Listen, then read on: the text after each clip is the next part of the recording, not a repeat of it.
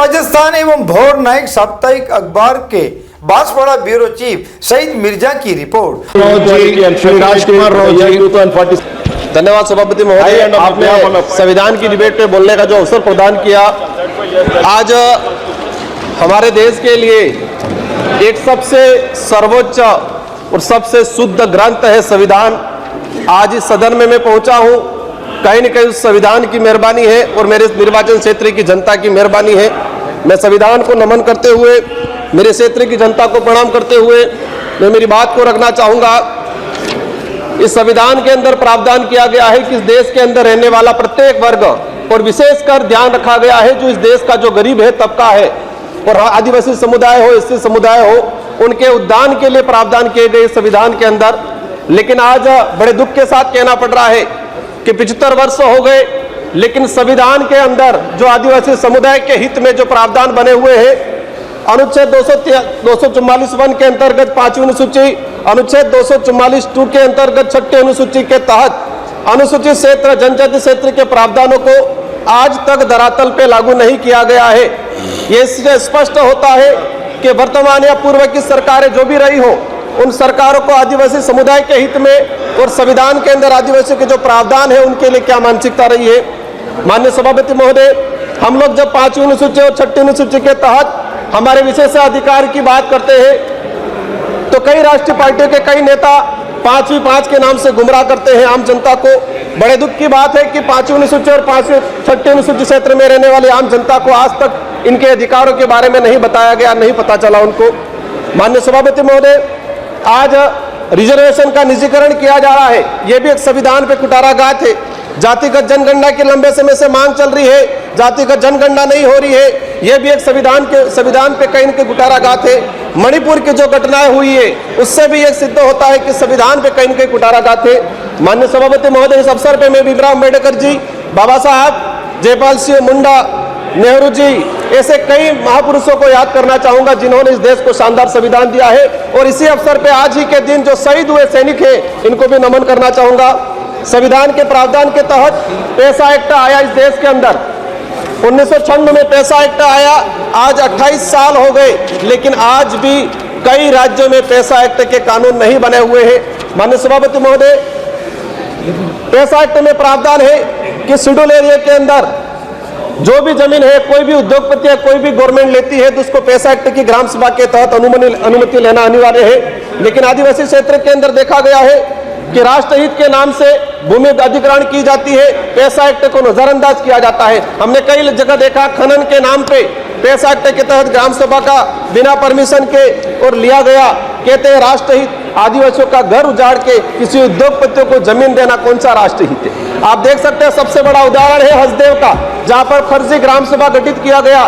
Clear है कि ये कहीं न कहीं पूरे संविधान की धज्जियां उड़ाने का काम किया गया है। माननीय सभापति महोदय, हम अगर देखना चाहें कि कितनी जगह पैसा एक्ट की ग्राम सभा की अनुमति ली गई, पिछले 10 सालों के अंदर कितने प्रोजेक्ट ट्राइबल इलाके में लागू किए गए और कितनी जगह पैसा एक्ट की ग्राम सभा ली गई है। 10 सालों का अगर डाटा निकाल के देखेंगे, दूध का दूध, पानी का पानी हो जाएगा और यह स्पष्ट हो जाएगा कि वर्तमान सरकारें हो या पूर्व की सरकारें हो, आदिवासी समुदाय के जो संवैधानिक अधिकार है उनके लिए कितने संवेदनशील है।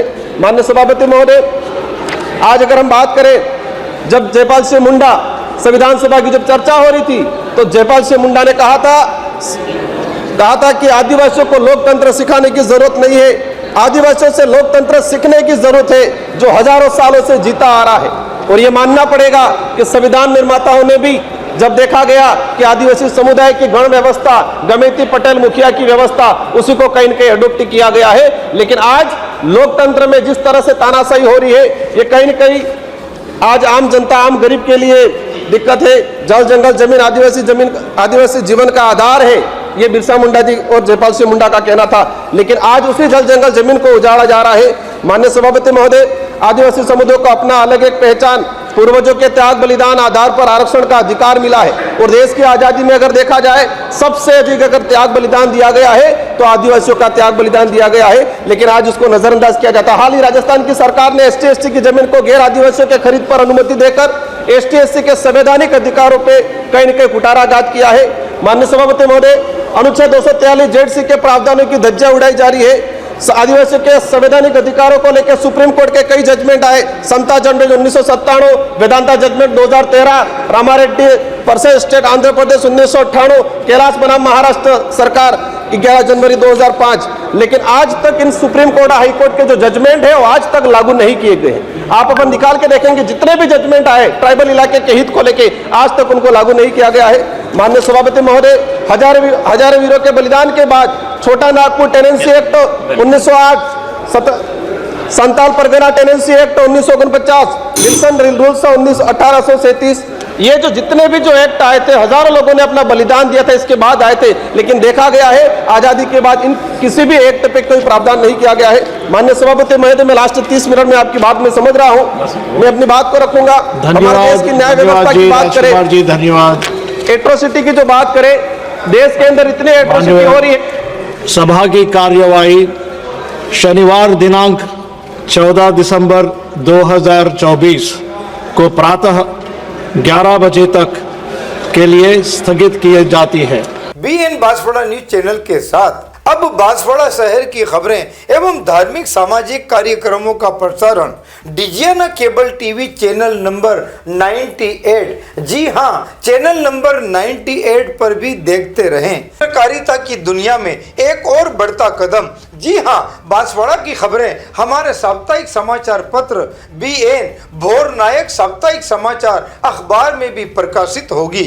देश हित जनहित में बांसवाड़ा संपादक एवं ब्यूरो चीफ सईद मिर्जा की कलम से बांसवाड़ा, चित्तौड़, भीलवाड़ा से एक साथ प्रकाशित राज और समाज का साप्ताहिक दर्पण संपादक प्रकाशक शहजाद खान व सईद मिर्जा की रिपोर्ट देखते रहिए भोर नायक समाचार पत्र में।